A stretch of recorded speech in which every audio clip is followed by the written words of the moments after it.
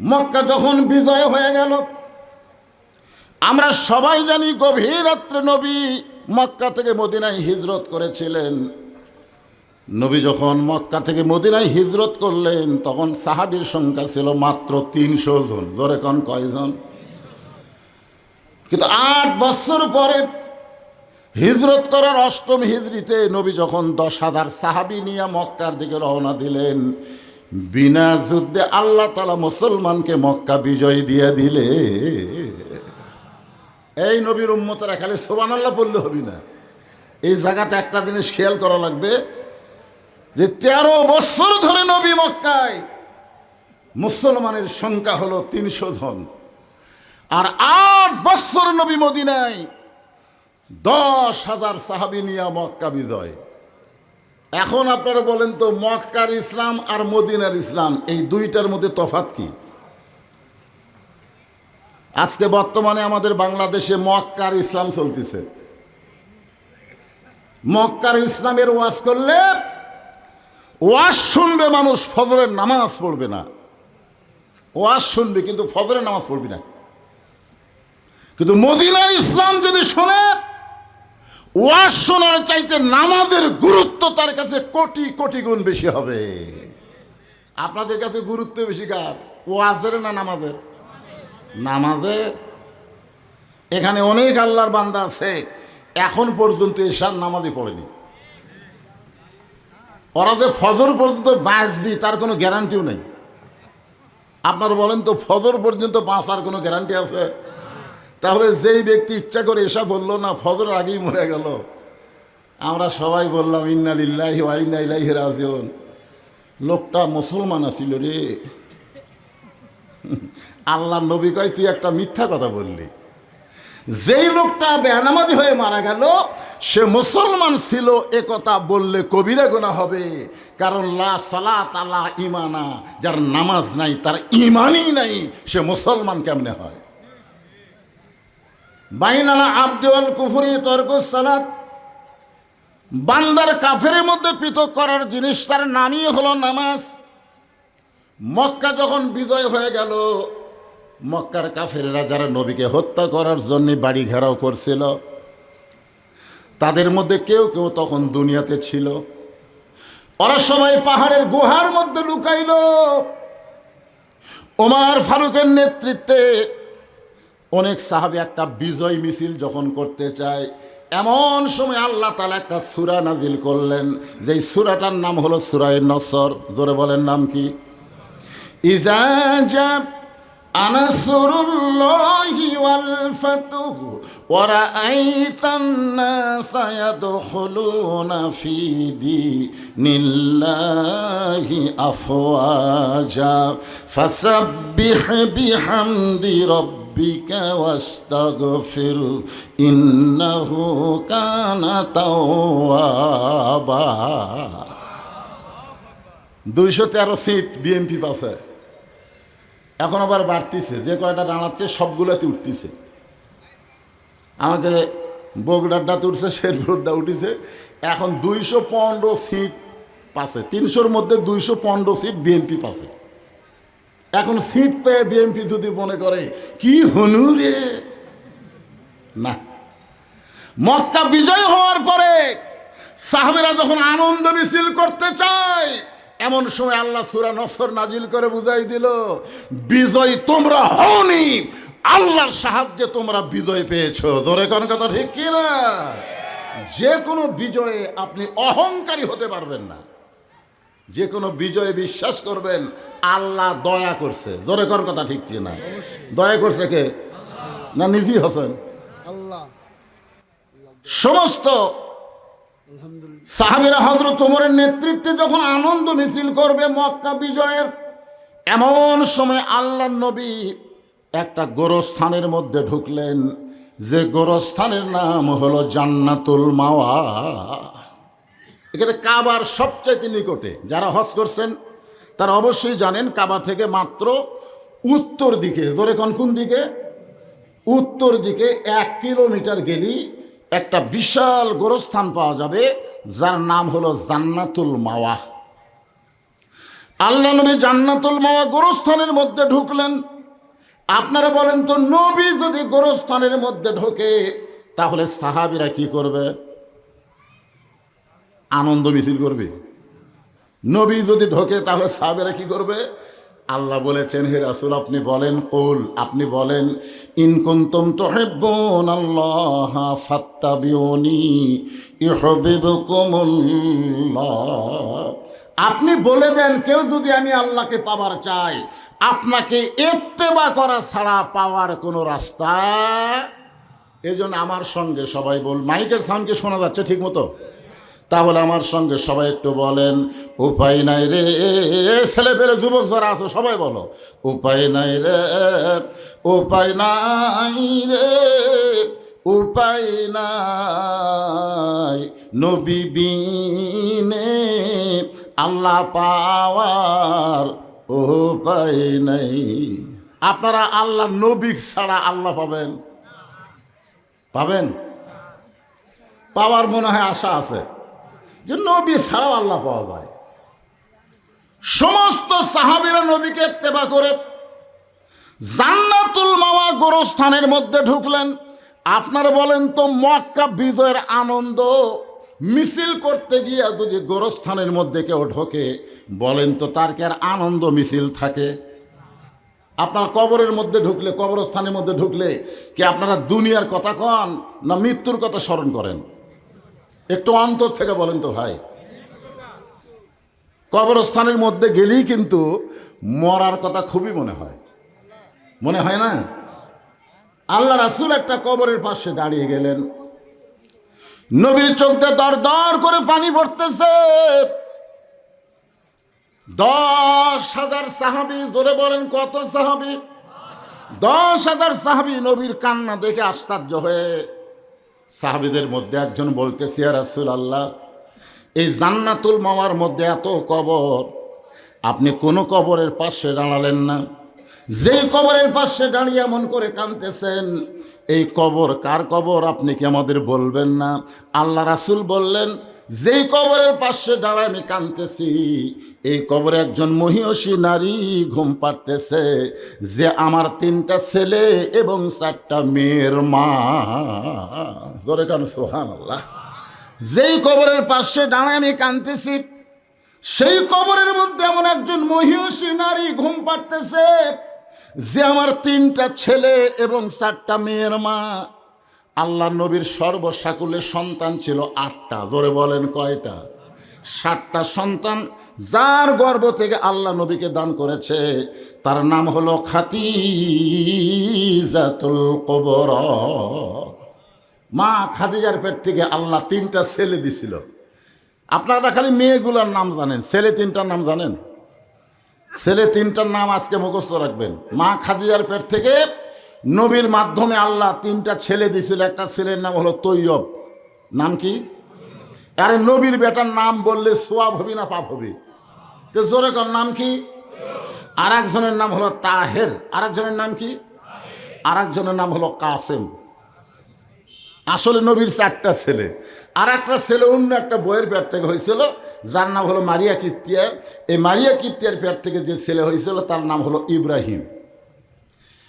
আর মা খাদিজার পেট থেকে 4টা মেয়ে আল্লাহ দান করেছে নবীকে।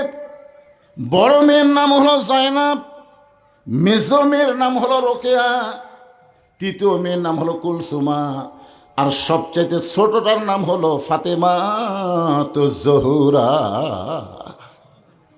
আল্লাহ রাসূলের কান্না দেখে সাহাবারা বললেন, এ রাসূলুল্লাহ, আমরা মা খাদিজা সম্পর্কে শুনেছি কিন্তু জানি না। কারণ মা খাদিজা যখন দুনিয়া থেকে বিদায় নিয়েছে, ওই সময় নবীর সাহাবী সংখ্যা ছিল মাত্র 300 জন। জোরে বলেন কতজন? আর যখন মক্কা বিজয় হয়েছে তখন নবীর সঙ্গে আছে কতজন? এই সবাই একটু হিসাব করেন কতজন? তাহলে 10,000-এর মধ্যে 300 যদি বিয়োগ করেন থাকে কত? 9,700 জন সাহাবী।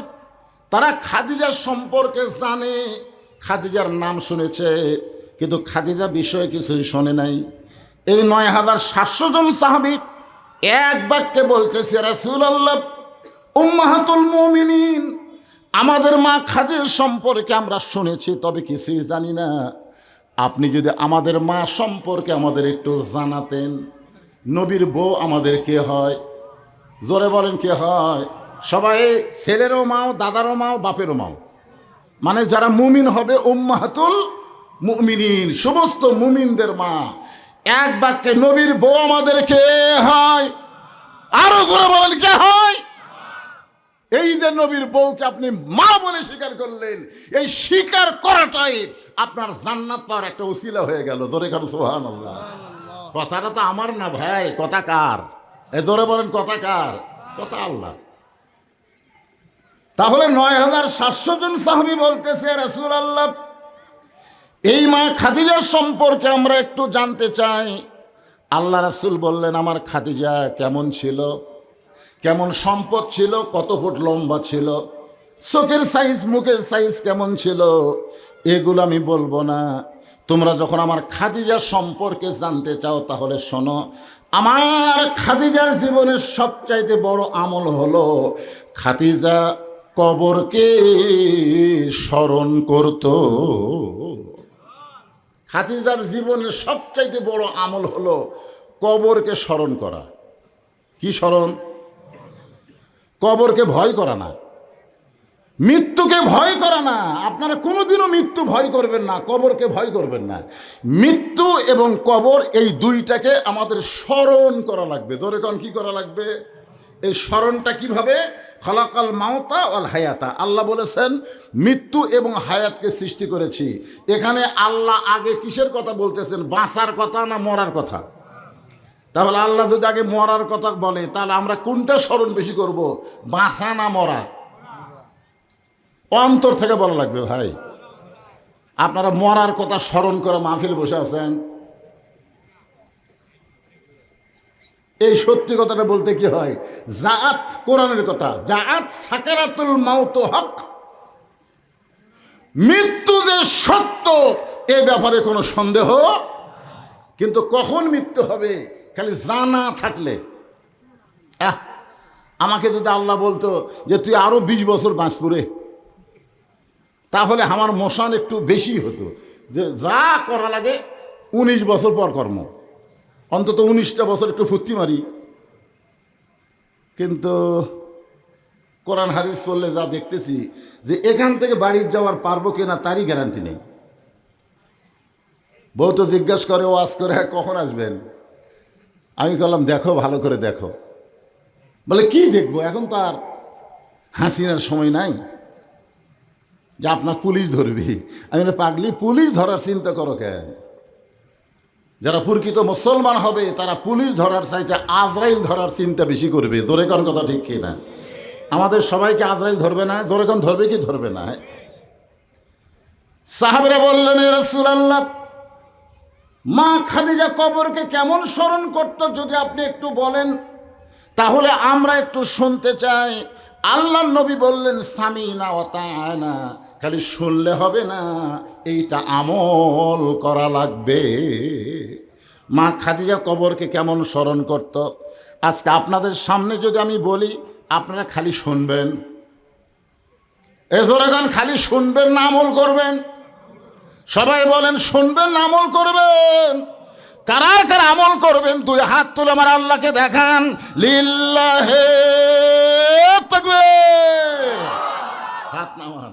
আপনারা নাতি মনে করতেছে আমার দাদা বেঁচে আছে, ছেলে মনে করতেছে আমার বাপ বেঁচে আছে। যারা হাত তুলেছেন, এখানে কে আগে কে পরে মরবে আমরা কেউ জানি না। জোরে কোন কথা ঠিক কি না? আল্লাহ রাসূল বললেন, তাহলে শোনো, গভীর রাত্রে আমি নবী ঘুম থেকে চেতন পাইছি।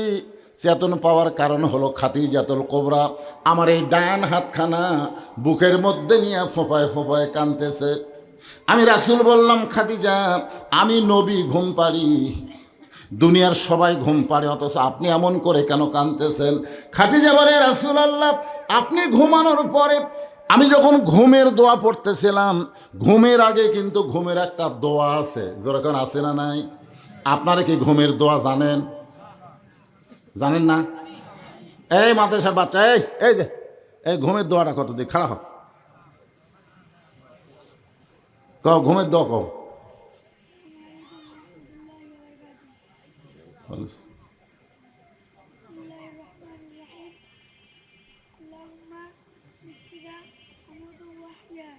মাশাআল্লাহ, বস। দেখছেন, এর কাছে খালি ঘুমের দোয়া শুনবার চাইছি, কিন্তু ওই সালাম দিছে, বিসমিল্লাহ কছে, তারপরে ঘুমের দোয়া করলো। এটাই হলো মাদ্রাসার তালবেলেম। একটা প্রাইমারির বাচ্চাকে বলেন তো, জান, একটা প্রাইমারির বাচ্চাকে বলেন তো ঘুমের দোয়া কি, ওর বাপই জানে না, ওই করতে করবে। এই যে দোয়া পড়লেন, বাচ্চাটা পড়লো, খাদিজা বলতেছে রাসূলুল্লাহ, আল্লাহুম্মা বিসমিকা আমুতু। এই আমুতু শব্দ যখন উচ্চারণ করেছি তখন আমি দেখতে পাই আমার সামনে অন্ধকার একটা কবর, যেই কবরে কোনো আলো নাই, যেই কবরে কোনো বালিশ নাই, যেই কবরে কোনো বিছানা নাই, যেই কবরে কোনো দরজা নাই, জানলা নাই। আপনি বলেছেন সবার শেষে দুনিয়া থেকে যেই ব্যক্তি কবরে যাবে, ওই কবরের ঘরে তাকে 50,000 বছর থাকা লাগবে। ওগো আল্লাহর নবী, আমি খাদিজা একা একা অন্ধকার কবরে 50,000 বছর কেমনে থাকবো, এই চিন্তায় আমার চোখে ঘুম ধরে না, আমার চোখটা দর দর করে পানি পড়তেছে। সঙ্গে সঙ্গে নবী আমার খাদিজাকে বুকের মধ্যে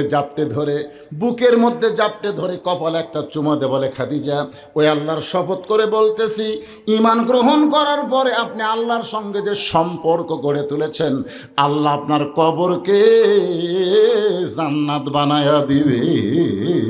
লিল্লাহে তাকবীর। আপনারা বলেন, কবর যদি জান্নাত হয়ে যায় তাহলে 50,000 বছর কি আর 1 কোটি বছর কি? সমস্যা আছে? আল্লাহ রাসূল কি বললেন? খাদিজা, ঈমান গ্রহণ করার পরে আপনি আল্লাহর সঙ্গে যে সম্পর্ক গড়ে তুলেছেন, আল্লাহ আপনার কবরকে জান্নাত বানাই দিবে। মুসলমানেরা এই কথাটা একটু খেয়াল করবেন। ঈমান গ্রহণ করার পরে সম্পর্ক তৈরি করতে হবে কার সাথে?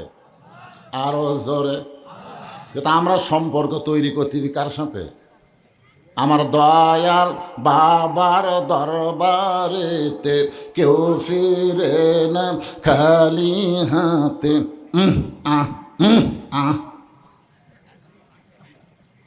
আপনার বলেন তো, দয়াল বাবার সাথে কোনো সম্পর্ক করা যাবে?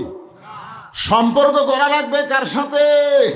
তাহলে আমাদের গজলটা এইভাবে বলা লাগবে, আমার দয়ার আল্লাহর দরবারেতে, সবাই বলেন, আমার দয়ার আল্লাহর দরবারেতে কেউ ফিরে না খালি হাতে। আল্লাহ আল্লাহ আল্লাহ, সবার জবান খোলে, আল্লাহ আল্লাহ আল্লাহ, লা ইলাহা ইল্লাল্লাহু মুহাম্মাদুর রাসূলুল্লাহ সাল্লাল্লাহু আলাইহি ওয়াসাল্লাম। মা খাদিজা নবীর হাতখানা জোরে ধরে আরো জোরে জোরে কান্না শুরু করে দিছে। রাসূল বলে, খাদিজা, ঈমান গ্রহণ করার পরে আল্লাহর সঙ্গে সম্পর্ক গড়ে তুলেছেন, আল্লাহ আপনার কবরকে জান্নাত বানায় দিবে। এই কথাকে আপনার বিশ্বাস হয় না? খাদিজা বলে, হুজুর 100 বার হয়, 1000 বার হয়, কোটি বার হয়, তাহলে বিশ্বাসী যদি হয় তাহলে আবার কাঁদতেছেন কেন? খাদিজা বলে, হুজুর আপনার কাছে যদি আমি কিছু চাই আপনি কি আমার দিবেন না? যেই খাদিজা বলেছে, হুজুর আপনার কাছে যদি কিছু চাই আপনি কি আমার দিবেন না, নবী 3 বার বলছেন নাউজুবিল্লাহ নাউজুবিল্লাহ নাউজুবিল্লাহ। কয়বার? খাদিজা বলে, হুজুর আপনার কাছে কিছু চাই, আর আপনি এই কথা শুনে নাউজুবিল্লাহ নাউজুবিল্লাহ নাউজুবিল্লাহ বলতেছেন কেন? আল্লাহ রাসূল বলে, খাদিজা, ঈমান গ্রহণ করার পরে আল্লাহ ছাড়া নবীর কাছেও চাওয়া জায়েজ নাই। খাদিজা বলতে, হুজুর আমি আপনার কাছে যা চাবো তা যদি আল্লাহ দিবার না পারে তাহলে আল্লাহর কাছে চাই আমার লাভ কি? যেরকম আমরা কিছুদিন হলে কানলাম, আল্লাহ ফিলিস্তিনকে হেফাজত করো, আল্লাহ গাজাকে হেফাজত করো, এত কান্দাকাটি করার পরেও ঈদুল ফিতরের নামাজ গাজার মুসলমানকে বাইতুল মুকাদ্দাসে পড়বার দেয়নি। জোরে কোন কথা ঠিক কিনা? গোটা বিশ্বের সব মুসলমান বলতেছে আল্লাহ গাজার মুসলমান, ফিলিস্তিন মুসলমানকে বাঁচাও আল্লাহ, ইহুদির হাত থেকে, আমেরিকার হাত থেকে বাঁচাও আল্লাহ। আমরা কান্দি, ওরা সমানে মারে। তার মানে বোঝা গেল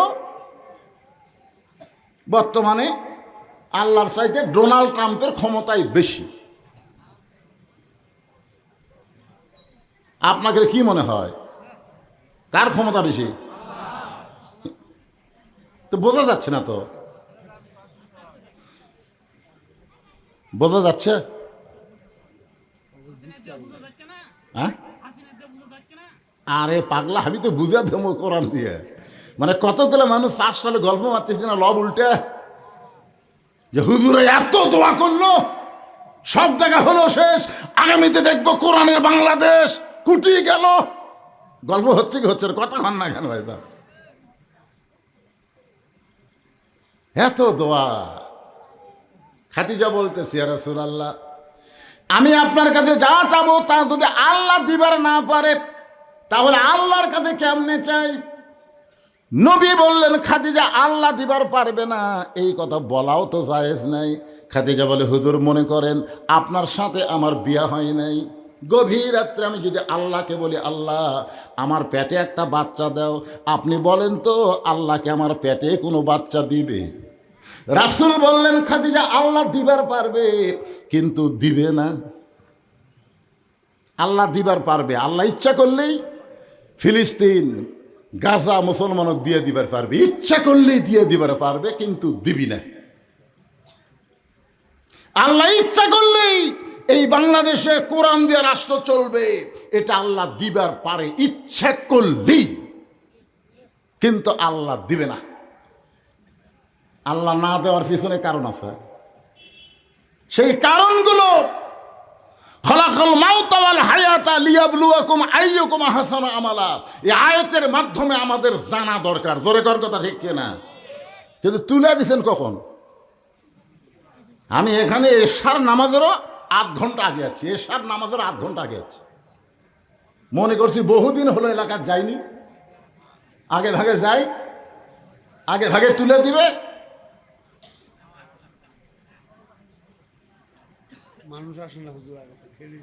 মানুষ আসে না, এ কথা বলা ঠিক না। মানুষ আসবে নাই, মানুষ খালি ধরে, মানুষ বসে না, বুঝলেন?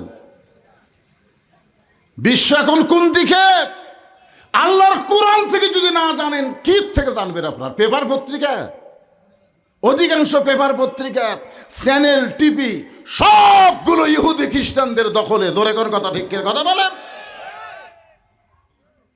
এই কোরআন হলো 1 নম্বর খবর। এই কোরআনকে আল্লাহ বলেছেন খবরে ওয়াহিদ, যে খবরের মধ্যে কোনো সন্দেহ নাই। জালিকাল কিতাবুল লা রাইবা ফীহি হুদাল লিল মুত্তাকিন, এই কিতাবের খবরের মধ্যে কোনো সন্দেহ। আর যত খবর এরা দেখ, আমেরিকা, রাশিয়া, ব্রিটেন, ফ্রান্স, যতই খবর দেখ, কোনো খবর সঠিক না। সঠিক হচ্ছে আল্লাহর কোরআনের খবর। জোরে কোন কথা, ঠিক কিনা? রাসূল বললেন, খাদিজা আল্লাহ দিবার পারবে কিন্তু দিবে না, কারণ একজনকে আল্লাহ দিছিল, তার নাম হলো মরিয়ম। জোরে বলেন, নাম কি? মরিয়মকে আল্লাহ স্বামী ছাড়া পেটে বাচ্চা দিয়েছে। আল্লাহ দুনিয়াবাসীকে দেখাইছে আদমকে আল্লাহ তৈরি করছে বাপ মা ছাড়া, আর ঈসাকে আল্লাহ পাঠাইছে বাবা ছাড়া। কিয়ামত পর্যন্ত কোনো পুরুষের স্পর্শ ছাড়া নারীর পেটে আর বাচ্চা হবে না। কিয়ামত পর্যন্ত কোনো পুরুষের স্পর্শ ছাড়া, এ কথা কর না কেন, কোনো পুরুষের স্পর্শ ছাড়া নারীর পেটে আর কোনোদিন বাচ্চা হবে না। রাসূল বলে, খাদিজা ভালো করে বলেন আপনি আমার কাছে কি চান? খাদিজা বলে, হুজুর বেশি কিছু চাইব না, সর্বসাকল্যে আমার চাওয়া হলো মাত্র 3টা। আমার 1 নম্বর চাওয়া হলো, আমি খাদিজা যখন দুনিয়া থেকে বিদায় নিব, বিদায় নেওয়ার পর আমি কিন্তু 3 বছর আপনাকে কষ্ট করে ওই গাড়ে হীরার মধ্যে খাবার নিয়ে গেছি 2 বার, দৈনিক কয়বার? 2 বার নিয়ে গেছি খাবার। যারা হজ করেছেন অনেক বাংলাদেশের হাজির, গাড়ে হীরায় উঠতে পারে না, পাহাড় থেকে চলে আসে। কিন্তু মা খাদিজা দৈনিক 2 বার খাবার নিয়ে নবীর কাছে যাইতেন। নবী একটা গর্তের ভিতরে 3 বছর সাধনা করেছেন। যতবার খাদিজা খাবার নিয়ে যাইতেন প্রত্যেকবার গিয়ে দেখতেন নবী আছে কিন্তু নাই, আছে কিন্তু নাই। কি বুঝলেন? আছে কিন্তু নাই। ডুব দিলে ডুবারও হবে, মুনি মুক্তা খুঁজে পাবে, পুরা হইবে মনস্কাম। বাম স্তনের 2 আঙ্গুল নিচে তোমার কলব সাগরের মোকা। 3 বছর খাদিজা খালি দেখে, খাবার দিয়ে চলে আসে। মা খাদিজা খাবার তৈরি করে এখন যাবেন পাহাড়ের দিকে। এমন সময় নবী নিজে গাড়ি হীরা থেকে নেমে এসে খাদিজাকে বলতেছে, জাম্বিলুনি জাম্বিলুনি, তাড়াতাড়ি আমাকে কম্বল দিয়ে আবৃত করো। মা খাদিজা চমকে গেল, আমি এখন খাবার নিয়ে যাব, আর নবী নিজের ইচ্ছায় এসে এরকম কেন করতেছে? নিজের উরাতের ওপরে নবীর মাথাটা রাইখা কম্বল দিয়ে নবীকে ঢাকায় বললেন, ওগো আল্লাহর নবী, এমন করে আপনি কেন কাঁপতেছেন? রাসূল বলে, খাদিজা রে, আরশের আল্লাহ লৌহে মাহফুজ থেকে কোরআনের 5টা আয়াত আজকে আমার উপরে নাজিল করেছে। খাদিজা বলে, ইয়া রাসূলুল্লাহ, কিছুক্ষণ পরে আপনি যখন ঠিক হয়ে গেলেন, স্থির হয়ে গেলেন, আপনি নিজের ইচ্ছায় আপনার গায়ের জুব্বাটা খুললেন। আমি তাকায় দেখলাম ওই জুব্বাটা আপনি সুন্দর করে তা দিয়ে আপনি তাকের মধ্যে রাইখা দিলেন। মাঝে মধ্যে ওই জুব্বাটা আপনি দেখেন, কিন্তু আপনি কোনোদিন আর পরেন না। হুজুর, আমি দূর থেকে দেখেছি এই জুব্বাটা বের করে আপনি মুখের সঙ্গে লাগান, চোখের সঙ্গে লাগান, আবার সুন্দর করে রাইখে দেন। আমার বড় আশা, আমি খাদিজা যখন দুনিয়া থেকে বিদায় নিব, ওই জুব্বাটা আমার কাফনের কাপড় হিসাবে দিয়া দিবে। নবী আমার চমকে উঠছে। খাদিজা বলে, রাসূলুল্লাহ, কিছুই চাইনি দুনিয়ায়, যত সম্পদ আল্লাহ আমাকে দিয়েছিল আমি সব আপনার কদমে লুটাই দিছি, আমি কিছুই চাই নাই। আমার 2 নম্বর চাওয়া হলো, আমি খাদিজা যখন মরে যাব, আপনার পবিত্র 2 হাত দিয়া আমার দেহখানা কবরের ঘরে নামায় দিবেন। ওগো আল্লাহর নবী, আমার 3 নম্বর চাওয়া হলো, কবরে মাটি দিয়ে সবাই যখন চলে আসবে কেউ থাকবে না। কবরে মাটি দেওয়ার পরে আর কবরে কেউ থাকবে না। সবাই যখন চলে আসবে এমন সময় আল্লাহ 2টা ফেরেশতা কবরের মধ্যে পাঠায় দিবে। ওই 2টা ফেরেশতা কবরবাসীদেরকে 3টা প্রশ্ন করবে। আমি খাদিজা উত্তর দিবার পারবো না, আমার পক্ষে আপনি একটু উত্তর দিয়ে দেবেন। ফেরেশতা আসিয়া যখন জিজ্ঞাসা করিবে, এই ছেলেরা এই গান গালে গুনাহ হবে? তাহলে সবাই গুনগুন করে বলো, ফেরেশতা আসিয়া যখন জিজ্ঞাসা করিবে, দিন কি তোমার মাবুদকে বা, তখন কি বলিবে? সবাই বলেন, আল্লাহ বিনে নাই রে মাবুদ। জোরে বলেন, আল্লাহ বিনে নাই রে মাবুদ। জবানে তাই বলো রে, বলো মুখে আল্লাহ রাসূল সবে বলো। খাদিজা বলতেছে, হুজুর, আমার পক্ষে আপনার উত্তর দেওয়া লাগবে। এই 3টা চাওয়া যদি আপনি পুরা করতে চান, তাহলে ওই কবর নিয়ে, মৃত্যু নিয়ে আমি আর কোনোদিন কান্নাকাটি করব না। সঙ্গে সঙ্গে আল্লাহ নবী খাদিজাকে বুকের মধ্যে নিয়ে কপালে চুমু দিয়া, ঠোঁটে চুমু দিয়া, নাকে চুমু দিয়া বলতেছে, খাদিজা রে, ওই আল্লাহর শপথ করে বলতেছি, আমার আগে যদি আপনার মৃত্যু হয় তাহলে আপনার 3টা চাওয়াই আমি পুরা করব ইনশাআল্লাহ। লিল্লাহে তাকবীর। আপনার বলেন তো এখানে কি জন্য তাকবীর দেওয়া হলো? ঘুম ভাঙ্গান না। রাসূল একটা মারাত্মক কথা কইছে।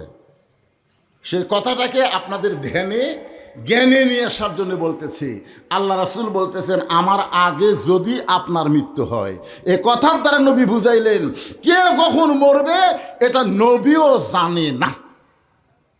তাহলে আপনি কেমনে জানেন? হ্যাঁ, আপনি কেমনে জানেন? আপনি যে 6 তলার ভিত দিয়েছেন, 4 তলা হয়ে যাওয়ার পরে রড বার করে থোছেন, বারবার ঘাড় কাত করে দেখতেছে। কি দেখতেছো ভাই? ওই 6 তলার ভিত দিয়েছে হুজুর, 4 তলা হচ্ছে, 2টা তালা করবার পারলেই শান্তি। দুই কান্দর দুই ফেরেশতাকে আল্লাহ এই শয়তানের কান্দর থাকবো না, আর কান্দর থেকে আমরা লেখবো কি? যাক বারবার তাকান লাগবে নিচের দিকে, আর এই শয়তান তাকায় উপর দিকে। আপনার বলেন তো আমাদের বাড়ি কি 6 তলা না নিচতলা? এ আসল কথা, হক কথাটা জবান খুলে বলেন, কারণ কান্দের ফেরেশতা কিন্তু লেখার জন্য রেডি হয়ে আছে। আপনি যদি কথা না বলেন, ফেরেশতারা বলবে আল্লাহ যে কথা কয় না। আল্লাহ বলে ওই হলো বোবা শয়তান, লেখ বোবা শয়তান। হক কথা যারা বলে না, সত্য কথা যারা বলে না, এরাই হলো বোবা শয়তান। আমাদের বাংলাদেশে রন্দে রন্দে যেগুলো অন্যায় হচ্ছে, অপকর্ম হচ্ছে, দুর্নীতি হচ্ছে, চাঁদাবাজি হচ্ছে, এই দুর্নীতি চাঁদাবাজির বিরুদ্ধে আমাদের কথা বলার দরকার আছে না নাই? জোরে কোন আছে না নাই? আমরা আল্লাহর ভয় ঘরের মধ্যে কোনা থুইয়া এই চোর ডাকাতের ভয়ে আমরা থরথর করতেছি। কথা বলা লাগবে ভাইজান। দাঁড়ায় পেশাব করে এক ছেলে, এক মুরব্বী দেখছে, মসজিদের মধ্যে যা বলতেছে নাউজুবিল্লাহ নাউজুবিল্লাহ। আর এক মুরব্বী বলে কি হয়েছে নাউজুবিল্লাহ কিসের? কয় কুত্তার মতন দাঁড়ায় পেশাব করে এখনকার ছেলেরা, কয় নাউজুবিল্লাহ নাউজুবিল্লাহ। যাই শোনে তাই কয় নাউজুবিল্লাহ। আপনার বলেন তো 100 মুরব্বী যদি মসজিদের বারান্দাত নাউজুবিল্লাহ কয়, অক বসান যাবি? ওই কাম করছে কুটি আর নাউজুবিল্লাহ মারতেছে কোন জায়গা? মুরব্বী যদি বিলাই যেমন ইন্দুর ধরে, ঠিক সেভাবে চুপ চুপ চুপ করে ওই ছেলের পিছনে গেছে, ওই পেশাব করতেছে বুঝলেন, খাড়া হয়ে। মুরব্বী পিছনে যায় বলছে নাউজুবিল্লাহ। ওই এত দূরে সেন টানবি ওর চামড়া পর্যন্ত আটকে যাবি। জোরে কোন কথা, ঠিক কথা কন না কেন ভাইজান? জাগা মতো আমাকে কথা বলা লাগবে, সত্যি কথাটা স্বীকার করতে হবে। আমরা কে কখন মরবো আমরা কেউ জানি না। আল্লাহর নবীও কিছুদিন পরে মা খাদিজা দুনিয়া থেকে বিদায় নিলেন। মা খাদিজা যখন দুনিয়া থেকে বিদায় নিলেন, এমন সময় নবী তাকায় দেখে তার 4টা মেয়ে এক জায়গায় কাঁদতেছে। নবীর তখন মেয়ে ছিল কয়টা? 4টা মেয়ে এক জায়গায় বসে কাঁদতেছে। 3টা মেয়ের কান্নার শব্দ শোনা যায়, কিন্তু একটা মেয়ে কাঁদতেছে, তার কান্নার কোনো শব্দই নাই। জয়নাব, রোকেয়া, কুলসুমা কাঁদতেছে, কান্নার শব্দ শোনা যায়, কিন্তু ফাতেমা কাঁদতেছে, সে চোখ দিয়ে পানি পড়তেছে, গাল ভিজে ভিজে থুতুনি দিয়ে টপ টপ করে পানি পড়ে। নবী আমার ফাতেমার কান্না দেখে হাতের ইশারা করলেন, ও ফাতেমা তুমি একটু আমার কাছে আসো তো মা। ফাতেমা যখন আল্লাহ নবীর কাছে যায়, আল্লাহ নবী বললেন, ফাতেমা রে, তোমার মা দুনিয়া থেকে বিদায় নেওয়ার আগে আমাকে 2টা ওসিয়ত করেছে মা, এই ওসিয়ত যে পালন করা লাগবে। ফাতেমা বলতেছে, বাবা কি ওসিয়ত করেছে? আল্লাহ রাসূল বললেন, 1 নম্বর ওসিয়ত হলো তোমার মাকে তুমি একাই গোসল করার লাগবে। ফাতেমা বলতেছে, বাবা আমার আরও 3টা বোন আছে, ওই 3টা বোনকে নিয়ে কি আমার মারে গোসল করাতে পারবো না? রাসূল বলেন, ওসিয়ত পালন করা হলো ওয়াজিব। তোমার মা ওসিয়ত করেছে, তুমি শুধু একা একা তোমার মাকে গোসল করাতে হবে। 2 নম্বর ওসিয়ত হলো তুমি তোমার মাকে একা একা কাফনের কাপড় পরাতে হবে। ফাতিমা বলতেছে, ও বাবা আমার আরও 3টা বোন আছে, ওদেরকে যদি সঙ্গে না নেই ওরা তো মন খারাপ করবে। আল্লাহ নবী বললেন, ফাতেমা রে, ওসিয়ত পালন করা হলো ওয়াজিব। কে কি মনে করলো, কে খুশি হলো, কে রাগ করলো, এটা দেখার সময় নাই। ওসিয়ত পালন করা ওয়াজিব। জোরে কেন? ওসিয়ত পালন করা। তাহলে খাদিজা যদি মরার আগে ওসিয়ত করে দুনিয়া থেকে যাওয়ার পরে, আমরাও তো মরার আগে ওসিয়ত করা দরকার। কি ওসিয়ত? মরার আগে আপনি ওসিয়ত করবেন যে আমার কবর যেন কোনো বেনামাজি না খুঁড়বার পারে। একটা ওসিয়ত খেয়াল করে দেন, জানি মরে গেলে আমার কবর যেন কোনো বেনামাজি না খোঁড়ে। হয়তো কবেন হুজুর আমাদের এলাকায় বেনামাজি ছাড়া কবর খোঁড়া লোকই নেই। খালি বেনামাজি না, ওরা আবার কবর খুঁড়বে যা সিগারেটও খায়। আপনি কি মনে করতেছেন দুনিয়ার যেই বাড়িতে আপনি থাকতে পারবেন না সেই বাড়ি বানানোর জন্য যদি ভালো মিস্ত্রি খোঁজেন, যেই কবরে আপনি 50,000 বছর থাকবেন সেই কবর খোঁড়ার জন্য ভালো মিস্ত্রির দরকার আছে না নাই? আপনি ওসিয়ত করবেন আমি মরে যাওয়ার পরে আমার লাশটা যেন মসজিদের মুয়াজ্জিন গোসল করায় দেয়। আল্লাহর নবী বলেছেন দুনিয়ার আসমানের নিচে জমিনের উপরে মুসলমানের ভিতরে সবচাইতে সম্মানী ব্যক্তি হলো মুয়াজ্জিন। সুবহানাল্লাহ, জোরে কর না কেন? ও মুয়াজ্জিনের বেতন কম সেজন্য। আল্লাহ রাসূল বলেছেন আসমানের নিচে জমিনের উপরে সবচাইতে সম্মানী ব্যক্তি হলো মুয়াজ্জিন। নবী একদিন বেলালকে কাছে ডাকলেন, বেলাল, ও বেলাল আয় তোমার কাছে আয়। তো বেলাল কাছে গিয়ে বলতেছে আমার সাথে দাঁড়া। বেলাল বলে হুজুর আপনার সাথে কেমনে দাঁড়া? আরে দাঁড়াবার হুকুম করতে দাঁড়াও। বেলাল দাঁড়াইছে, রাসূল বলে বেলাল তুমি না আমার সাথে খাটো। তো বেলাল বলে হুজুর আমি হলাম মুয়াজ্জিন, আপনি হলেন ইমাম, আপনার চাইতে আমি একটা খাটো হলে ক্ষতি কি? আজকে তো দুনিয়াতে খাটো ঠিকই আছো বেলাল, কিন্তু হাসরে তুমি আমার চাইতে উঁচিয়ে যাবে। বেলাল কয় হুজুর কেন? বলে তুমি হলো মুয়াজ্জিন, তোমার মাথা আল্লাহ সবচাইতে উপরে রাখবে, শুধু মাথা উপরে রাখবে না, আল্লাহ একটা টুপি পরাই দিবে, পূর্ণিমার চাঁদের মতো আলোকিত হয়ে যাবে। ধরে কেন সুবহানাল্লাহ। এখন চিন্তা করে দেখেন মসজিদের মুয়াজ্জিনকে আপনি ওসিয়ত করলেন ভাই 10,000 টাকা তোমাকে হাদিয়া দিয়ে দিলাম। মুয়াজ্জিন বলে ভাই আমি যদি আগে মরে যাই, আপনি বললেন মরে গেলে মাফ করে দিলাম, আর যদি বেঁচে থাকো তাহলে আমার লাশটা তুমি গোসল করাই দেব। আপনার 14 গোষ্ঠীর মধ্যে কোনো আলেম নাই, আপনার 14 গোষ্ঠীর মধ্যে কোনো আলেম নাই, তাহলে সেই ইমামের পিছনে আপনি 5 ওয়াক্ত নামাজ পড়েন, আপনি তাকে ভালোবাসেন বলেই তো তার পিছনে 5 ওয়াক্ত নামাজ পড়েন। সেই ইমামকে বলবেন আমি মরে যাওয়ার পরে আমার জানাজার নামাজটা একটু পড়াই দিবেন। মরার আগে এরকম ওসিয়ত করার দরকার আছে না নাই?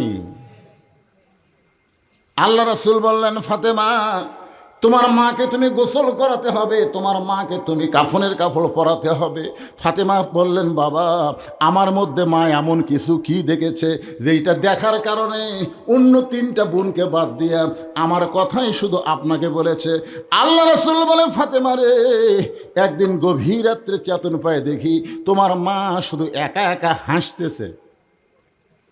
খাদিজা একা একা হাসতেছে। কেন ফ্যানের বাতাস কোন দিকে যায়? আর কি বাতাস হয় না নাকি? একটা বাতাস গাওয়াত লাগতেছে না। কি ভাই বিরক্ত হচ্ছেন?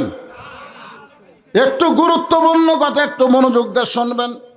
গভীর রাত্রে খাদিজা হাসতেছে, রাসূল বলে খাদিজা হাসার কারণ কি? খাদিজা বলে হুজুর যদি আপনি চান তাহলে আমার সঙ্গে একটু চলেন।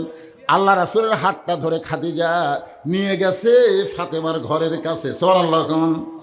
ফাতেমা তখন ছোট্ট মানুষ, ঘুম পাড়তেছে। রাসূল বলে খাদিজা রে আপনি কি পাগলি হয়ে গেলেন? ঘুম থেকে আমার নিয়ে এসে আমার মেয়েকে আপনি কি দেখাচ্ছেন? খাদিজা বলে হুজুর একটাবার চোখ বন্ধ করে চিন্তা করেন তো এই ফাতেমা কে? খাদিজা নবীকে বলতে যে হুজুর একটাবার চোখ বন্ধ করে চিন্তা করে বলেন তো এই ফাতেমা কে? নবী বলতেছে ও খাদিজা তুমি কি পাগলি হয়ে গেলে? আমি হলাম বাবা আর তুমি হলাম মা, আমাদেরই সন্তান ফাতেমা। খাদিজা বলে হুজুর শুধু এইটুকু বললে হবে না, এই ফাতেমার আরও পরিচয় আছে। আল্লাহ রাসূল বললেন খাদিজা কি পরিচয়? খাদিজা বলতেছে হুজুর আপনি বাবা তাই বুঝতে পারতেছেন না, কারণ বাবা সব জানে না, সন্তানের আসল খবর জানে হলো মা। সুবহানাল্লাহ কবেন না? কারণ বাবা আনন্দে মাতিয়া সাগরে ভাষার কোনো বাতাসে হয় না, উল্টা দিকে ঘুরতেছে। আমার মনে হচ্ছে ফ্যানের বাতাস ওই দিকে যাচ্ছে নাকি?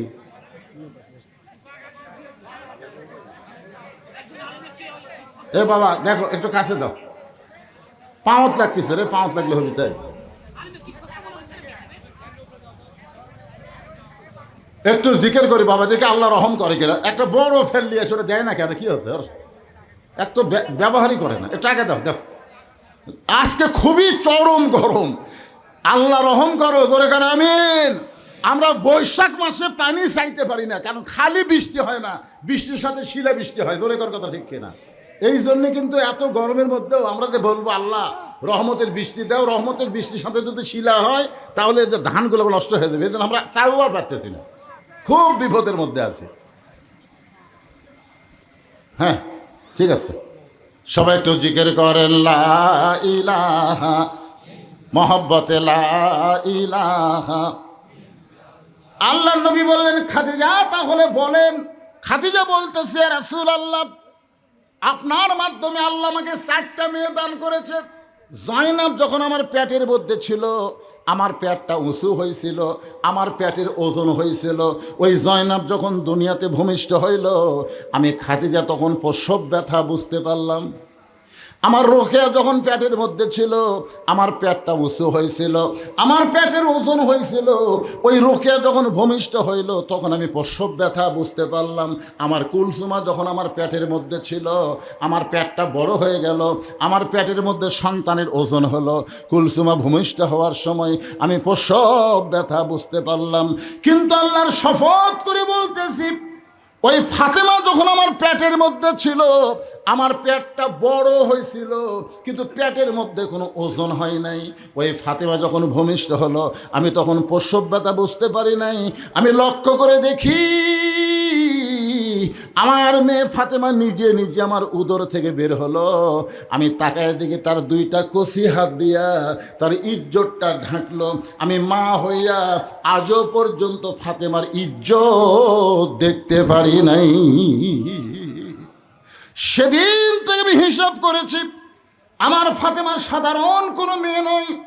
আমি যখন মরে যাব, ওই ফাতেমা যেন আমাকে গোসল করায় দেয়। ফাতেমা নিজে একাই গিয়া মা খাদিজাকে গোসল করায় দিলেন। মা খাদিজা গোসল যখন হয়ে গেল, এমন সময় ফাতেমা এসে বলতেছে, বাবা, মা যখন 2 নম্বর ওসিয়ত করেছে, আমার মাকে কাফনের কাপড় পরাতে হবে। বাবা, মাকে কাফনের কাপড় পরাতে চাই। যেই বলেছে কাফনের কাপড় পরাতে চাই, এমন সময় আল্লাহর নবী ওই জুব্বাখানা, মনে আছে না, ভুলে গেছেন? ওই জুব্বাটা বের করে এনে ফাতেমার হাতের মধ্যে যখন দেয়, ফাতেমা ছোট বাচ্চার মতন জোরে জোরে কান্না শুরু করে দেয়। রাসূল বলে, ফাতেমা কান্দো কেন? ফাতেমা বলতেছে, বাবা, আমি মায়ের মুখে গল্প শুনেছি।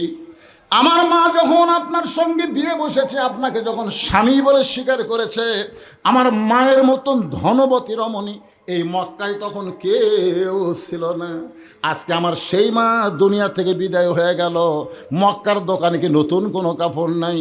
নতুন কোনো কাপড় না দিয়ে এই পুরাতন জুব্বা কেন দিচ্ছেন বাবা? মা মরে যাওয়ার সঙ্গে সঙ্গে কি আপনি আমার মাকে ভুলে গেলেন? রাসূলের চোখ দিয়ে দর দর করে পানি পড়তেছে। ফাতেমা বাবার চোখের পানি মুছে দিয়ে বলে, বাবা, আপনার হাতে কি একটা টাকাও নেই বাবা? মক্কার দোকান থেকে কি নতুন কোনো কাপড় আপনি কিনতে পারবেন না? এই পুরাতন জুব্বা কেন দেন? রাসূল কান্দের বলে, ফাতেমা রে, এই জুব্বা আমি তোমার মাকে দিচ্ছি না, বরং তোমার মা আমার কাছে চেয়েছে। ফাতেমা বলে, বাবা, এইটা এমন কি জুব্বা বাবা, যেই জুব্বা আমার মা কাপড়ের কাপড় হিসেবে আপনার কাছে চাইলো? আল্লাহ রাসূল বলে, ফাতেমা, এই জুব্বা সাধারণ কোনো জুব্বা নয় মা, এই জুব্বার সঙ্গে আল্লাহর কোরআনের সম্পর্ক রয়েছে। লিল্লাহি তাকবীর। যার সাথে আল্লাহর কোরআনের সম্পর্ক থাকে, আপনারা বলেন তো তার দাম কম না বেশি? আমরা যারা এই কোরআনের মাহফিলে বসে আছি, এই যে ঘন্টার পর ঘন্টা, রাত 12:15 পার হয়ে গেল, এই দীর্ঘ সময় পর্যন্ত এই কোরআনের মাহফিলে আমরা বসে বসে আলোচনা শুনতেছি, আরও শুনবো। মা খাদিজা নবীর কাছে কয়টা জিনিস চাইছে? ধরে কোন কয়টা? একটার উপরে কথা চলতেছে। হ্যাঁ, আমি না বলে যাব না তো, কারণ আগামীকাল পর্যন্ত বাঁচার কোনো গ্যারান্টি আমার নাই। তাহলে আল্লাহর কোরআনের সঙ্গে সম্পর্ক রাখলে যদি তার দাম বেড়ে যায়, এটা যদি আপনারা বিশ্বাস করেন, আমি যুক্তি দিয়ে বলতেছি, একটা গাছ দিয়ে, একটা গাছের কাঠ দিয়ে 3টা জিনিস বানাইছে, একটা খাট, একটা সোফা আর একটা রেহাল। একটা গাছের কাঠ দিয়ে কয় জিনিস বানাচ্ছে? 3টার মধ্যে একটা হলো খাট, একটা সোফা আর একটা রেহাল। এই 3টার মধ্যে দাম বেশি কার? কেন বললেন? কারণ খাটের সাথে মানুষের সম্পর্ক, সোফার সাথে মানুষের সম্পর্ক, আর রেহালের সাথে আল্লাহর কোরআনের সম্পর্ক। কোরআন শরীফ রেহালের উপরে থাকে, থাকে না? শোকেদের উপরে রেহালে কোরআন শরীফ রাখছে, হঠাৎ যা কোরআন শরীফ লিবার যায়, রেহালটা পায়ের কাছে পড়ছে, হঠাৎ পায়ের কাছে পড়িছে, ফালাবার হয়নি, হঠাৎ পড়িছে, ওই ফট করে রেহাল তুলে 3টা চুমা খাচ্ছে। রেহাল বলতেছে, কে রে খাট, এ সোফা, তোর কে খবর কি রে? আমি খালি পায়ের কাছে পড়িছি, আমার তুলা 3বার চুমা খেলো, তোর কক চুমা খায়? তোর খাট আর সোফা কান ধরে বলে, ভাই আমাকে লাত্তানের জন্য বানাছে রে। খাট আর সোফা কান ধরে বলে, ভাই আমরা দূর থেকে দেখছি রে, আমাদের সাথে হলো মানুষের সম্পর্ক, আর তোর সাথে হলো আল্লাহর কোরআনের সম্পর্ক। কি মনে করেন, আপনার বউকে যখন আপনার পাঞ্জাবি ধোবার দেন, আপনার লুঙ্গি ধোবার দেন, ময়লা বেশি হলে আপনার বউ কিন্তু পায়ের তলে ফেলে ফেলে খুঁচে খুঁচে পরিষ্কার করে, জোরে করে কথা ঠিক কিনা? আপনার বউকে যদি কোরআন শরীফের কাপড় ধোবার কন, এই কোরআনের কাপড়টা একটু ময়লা হচ্ছে রে, একটু ধোতো, আপনার বউ কি ওটা মাটির ধুবি উঁচা জাগাত? কি চিন্তা করে দেখেন, শুধু কোরআনের সাথে লাগা থাকার কারণে রেহালের দাম, কোরআনের কাপড়ের দাম যদি বেড়ে যায়, আজকে সেই কোরআনকে মহব্বত করে এই মাদ্রাসার সঙ্গে যারা লেগে থাকবে, তাদেরকেও আল্লাহ তাআলা এই কোরআনের কারণেই তাদের দাম আল্লাহ বাড়ায় দিবে। যে আল্লাহ নবী বলেছেন, ফাতেমা এই জুব্বাটা আমি চাইনি মা, এই জুব্বাটা আমি দেইনি মা, তোমার মা আমার কাছে চাইছে। ফাতেমা বলতেছে, বাবা এই জুব্বা চাওয়ার মধ্যে হিকমত কি? আল্লাহ রাসূল বলে, ফাতেমা এই জুব্বা সাধারণ কোনো জুব্বা নয়, এই জুব্বার সঙ্গে আল্লাহর কোরআনের সম্পর্ক রয়েছে।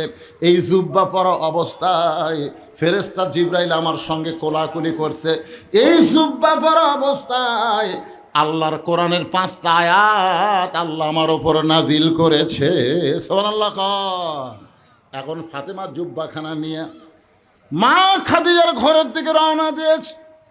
ফাতেমা যখন খাদিজার ঘরের দিকে যায়, আল্লাহ নবী পিছনে পিছনে হাঁটতেছে, ফাতেমার সামনে সামনে যায়, আর নবী পিছনে পিছনে যায়। অথচ আল্লাহ কোরআন শরীফের মধ্যে বলেছেন, আমার নবী যখন রাস্তা চলবে তখন নবীর সামনে কেউ যাবার পারবে না, নবী যখন কথা বলবে তখন নবীর মুখের উপরে কেউ কথা বলা যাবে? কথা কয় না কেন? আল ওলামা ওয়ারাসাতুল আম্বিয়া, আলেমরা হলো নবীদের ওয়ারিস।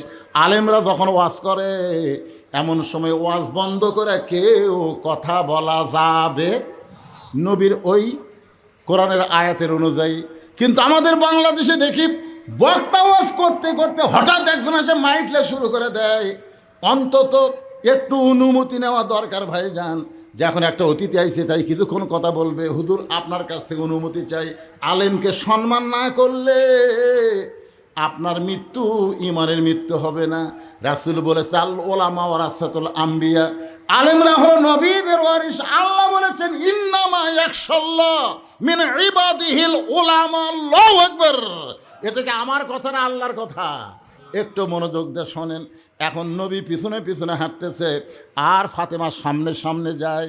নবী নিজেই ফাতেমাকে সামনে দেওয়ার কারণ হলো, আল্লাহ রাসূল কিন্তু সাহাবীদের সামনে বলেছেন, ও সাহাবীরা তোমরা কি জানো আল্লাহ আমাকে 3টা মেয়ে দান করেছে?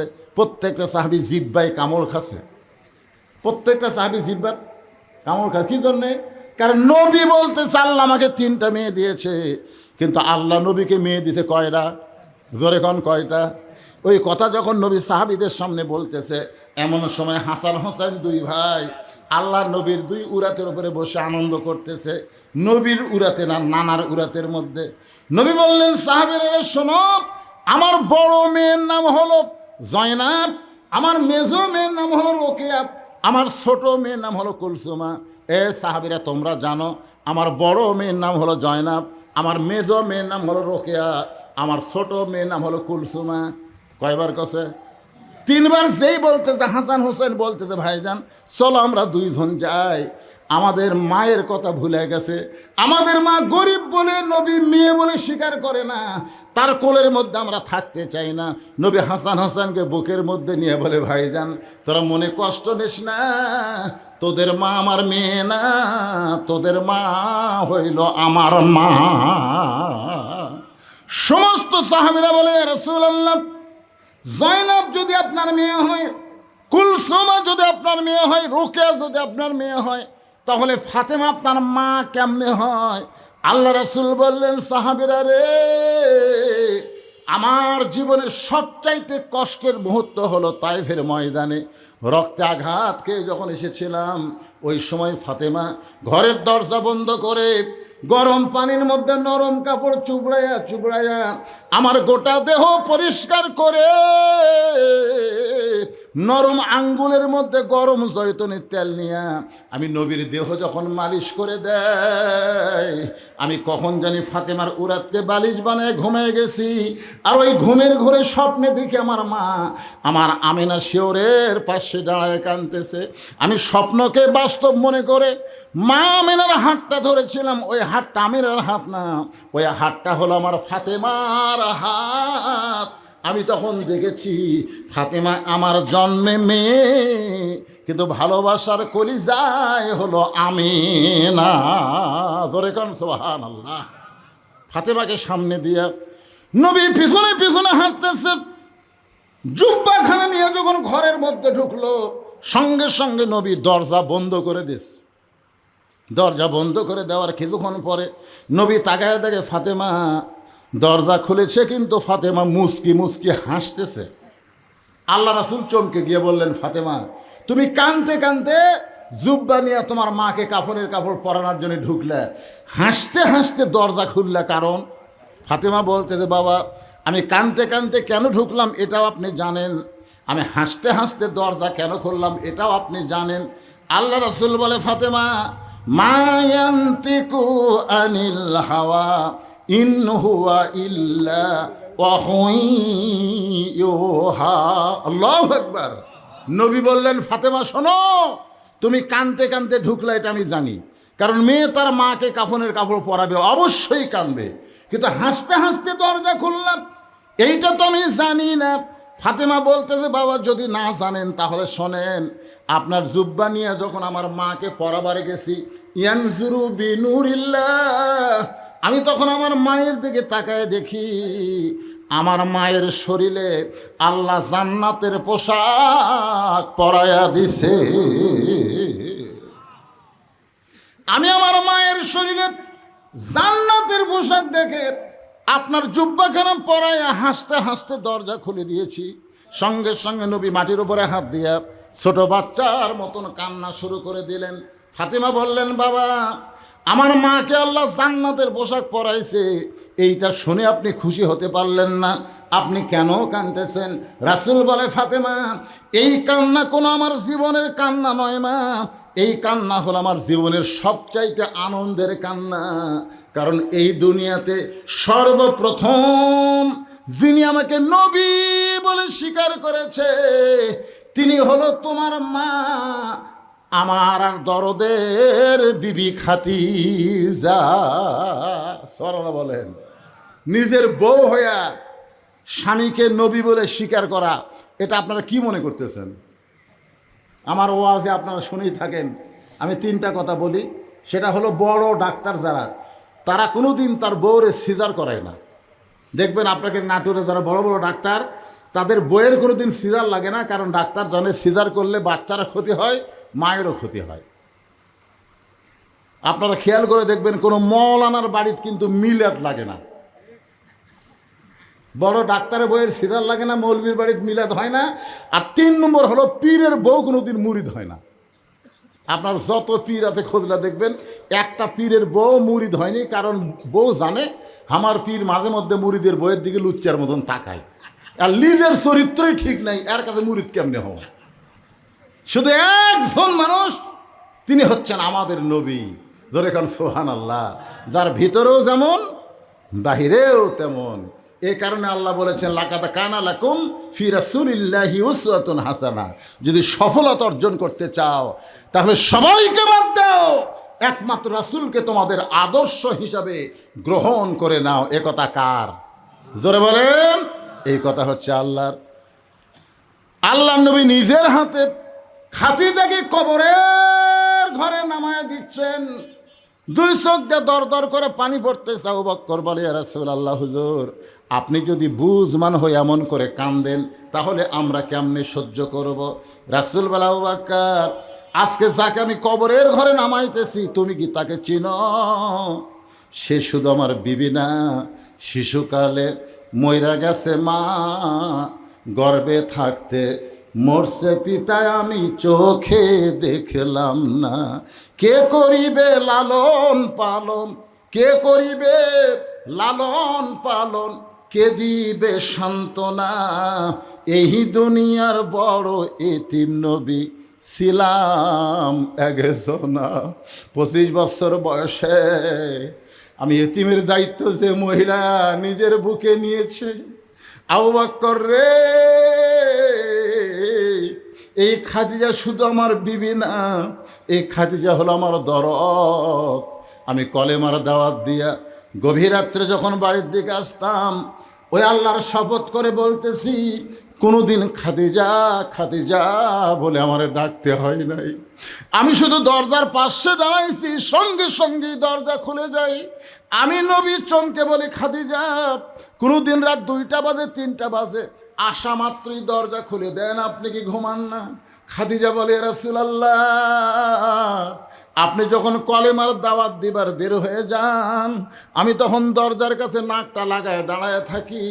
আপনি যখন আসেন, আপনার দেহের সুগন্ধ মিষ্কাম্বর আমার নাকের মধ্যে ঢুকে যায়, আমি সঙ্গে সঙ্গে দরজা খুলে দেই। রাসূল বলে, খাদিজা রে, রাতের পর রাত আপনি না ঘুমায় আমার জন্য দাঁড়িয়ে থাকেন, আপনি কি কোনোদিন ঘুমাবেন না? খাদিজা বলে, রাসূলুল্লাহ, আমি সেই দিন একলা ঘুমাবো যেদিন আমার মৃত্যু হবে। আমি সেই দিন একলা ঘুমাবো যেদিন আমার মৃত্যু হবে। আমি যতদিন দুনিয়াতে থাকবো আপনি না ঘুমাইলে আমি খাদিজা কোনোদিন ঘুমাবো না। রাসূল বলে, আবু বকর, আমার সেই খাদিজা আজকে দুনিয়া থেকে বিদায় নিয়েছে। আমার মন চায় আমিও খাদিজার সঙ্গে কবরে থাকবো, কিন্তু ইসলামের নিয়ম নাই। আমি এই জন্যই কাঁদতেছি। আবু বকর রে, আমার কলিজা ফানা ফানা হয়ে যায়। কবরে মাটি দেওয়ার পরে সবাই যখন বিদায় হয়ে গেছে, আল্লাহর নবী খাদিজার কবর ছাড়েন না, ঘন্টার পর ঘন্টা কবরের পাশে দাঁড়িয়ে থাকেন। আল্লাহ বলে, হাবিব, সবাই খাদিজার কবরে মাটি দিয়ে চলে গেল, আপনি কি যাবেন না? আপনি কি যাবেন না? রাসূল বলে, আল্লাহ, আপনি সব জানেন, সব বোঝেন, খাদিজার কবরে কি মুনকির নাকির পাঠাবেন না? আমার খাদিজা উত্তর দিবার পারবে না, আমি নবী খাদিজার পক্ষে একটু উত্তর দিবার চাই। আল্লাহ বলে, হাবিব, আজকে আপনি শুনে নেন, আপনি যেমন খাদিজাকে ভালোবাসেন আমি আল্লাহ তেমন ভালোবাসি। রাসূল বলে, আল্লাহ, আপনি খাদিজার কোন আমলে ভালোবাসেন? আল্লাহ বলে, হাবিব রে, এই দুনিয়াতে যাওয়ার পরে মৃত্যুকে সামনে নিয়ে, এই দুনিয়াতে যাওয়ার পরে মৃত্যুকে সামনে নিয়ে কবরকে যারা সবসময় স্মরণ করবে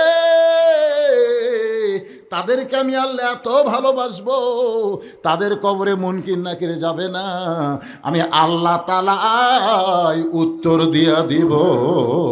আল্লাযী খালাকাল মাউতা ওয়াল হায়াতা লিয়াবলুয়াকুম আইয়ুকুম আহসানু আমালা ওয়া হুয়াল আজিজুল গফুর। মৃত্যুকে সামনে নিয়ে জীবনকে যারা পরিচালিত করবে তাদের দ্বারাই সুন্দর আমল হবে। ধরে কোন কথা ঠিক কিনা? আর মৃত্যুকে পিছনে থুয়ে একের থুয়ে যাচ্ছে, মৃত্যু আশেপাশে নাই, অনেক দূরে মৃত্যুকে রেখে যারা চলবে তারা দুনিয়ার পাগল হবে, তাদের দ্বারা কোনো ভালো কাজ সম্ভব না। আপনারা বলেন, এই যে তারা 500 করে টাকা দিলেন, মিন শারিল ওয়াসওয়াসিল খান্নাস, আপনার ভিতরে শয়তান আছে না নাই? এ কথা কোন আছে না নাই? শয়তান কিন্তু যখন টাকা বার করছে, কি এই 500 টাকা দিয়ে তোর কয়বার চা খাওয়াবি, হুঁশ আছে? আপনি তখন শয়তান, এই শয়তান, এই তুই কি মনে করিস আমি 500 টাকা দিচ্ছি দুনিয়ার জন্যে?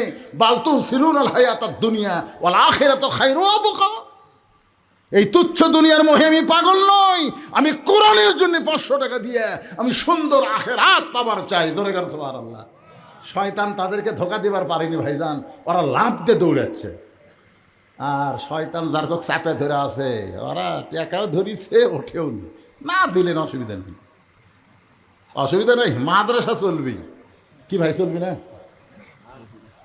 98টা 500 টাকা নোট পাইছি, সবার বাপ মায়ের জন্য দোয়া দিবেন। 98টা হতো এটা কোলে কালকে আগামী লোক কি করবি? 98 হলো আর 2টা হলো না। 200 চাইছিলেন 98 পেলেন। আরে ভাই 100টা হলেও তাও তো হবি না, খুচরা পাইছি তাতে হয়। উলেখা কোরআন শরীফের জন্য কার মধ্যে কি ঢুকাচ্ছে রে? আপনাদের মধ্যে এমন কোনো পাগল আছে 99 নম্বর কে হবেন দেখেন? লাভ দিয়ে উঠেন 1 বছর ডাক্তারের কাছে যাওয়া লাগবে না। কিসের ডাক্তার রে? আর সদকা তো তারুদ্দুল বালা, দান সদকা করলে আল্লাহ 12 বছর দূর হয়ে যায়। এই দেখেন 99 হয়ে গেল। বাপ মার জন্য, বাপ মে তো মা পয়সা আছে মাশাআল্লাহ। তাও বলা যাবে 200 চাইছিল, 100 পাওয়া গেছে। বাপ মায়ের জন্যে আমার ভাইজান 2টা কোরআন শরীফ বাবদ চকচক 100 টাকা দান করছে আল্লাহ। 1000 টাকা, হ্যাঁ 2টা কোরআন শরীফ বাবদ 1000 টাকা দান করেছে। আল্লাহ আমার ভাইয়ের দানকে কবুল করেন, সকলেই বলে আল্লাহুম্মা আমিন। মেয়েদের মধ্যে আপনারা আদায় করছেন, ব্যাগ টাকা আদায় করছেন ভাই? করছেন? সেটা ওই ব্যাগ নাকি?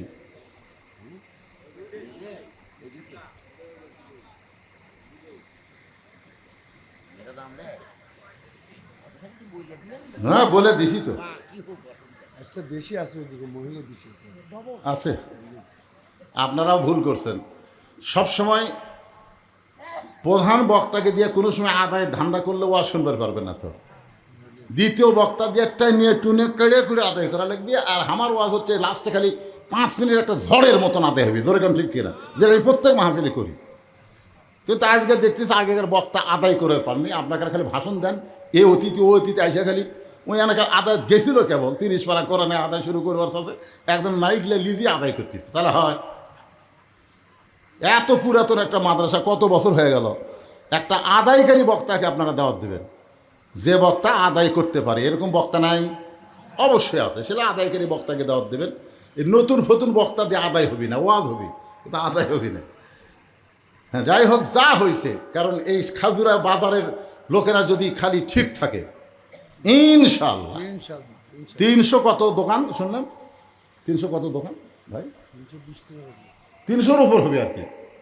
300-র উপর দোকান যেই বাজারে আছে, সেই বাজারের মাদ্রাসা কি দেখে গেছিলাম। আজকে যখন সিঁড়ি ভাঙ্গা উপর দিকে যাচ্ছি তখন মনে হচ্ছে আল্লাহ, এরা শুধু মাদ্রাসাকে উপরে তোলে নেয়, এদেরকেও আল্লাহ তাআলা অনেক সম্মানিত করেছে। ধরে কোন কথা ঠিক কি না? এই সবার জন্য আমরা প্রাণ খুলে দোয়া করব। সবাই ইস্তেগফার পড়ে আস্তাগফিরুল্লাহ রব্বি মিন কুল্লি জামবি ওয়া তুবু ইলাই, আস্তাগফিরুল্লাহ রব্বি মিন কুল্লি জামবি ওয়া তুবু ইলাই, লা হাওলা ওয়ালা কুওয়াতা ইল্লা বিল্লাহিল আলিয়্যিল আযীম। আল্লাহুম্মা সাল্লি আলা মুহাম্মদ, আল্লাহুম্মা বারিক আলা মুহাম্মদ। দোয়া করে দিলাম সবদিকে, দোয়া করে দিলাম। দোয়া করে দিবেন না, শুনবেন আপনারা? দোয়া দোয়া সবাই দোয়া। ফজরের নামাজ জামাতের সাথে আদায় করা লাগবে। হ্যাঁ,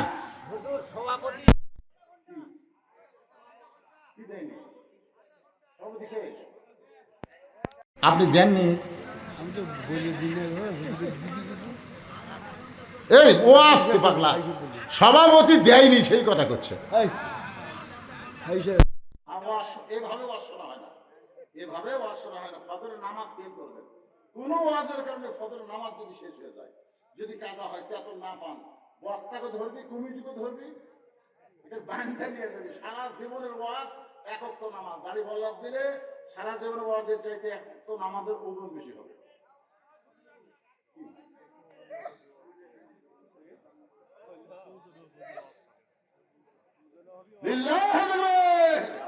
কোনদিন বলে দেয় না। আগেকার বক্তার কাছে 10,000 দিচ্ছে, আরো 15,000।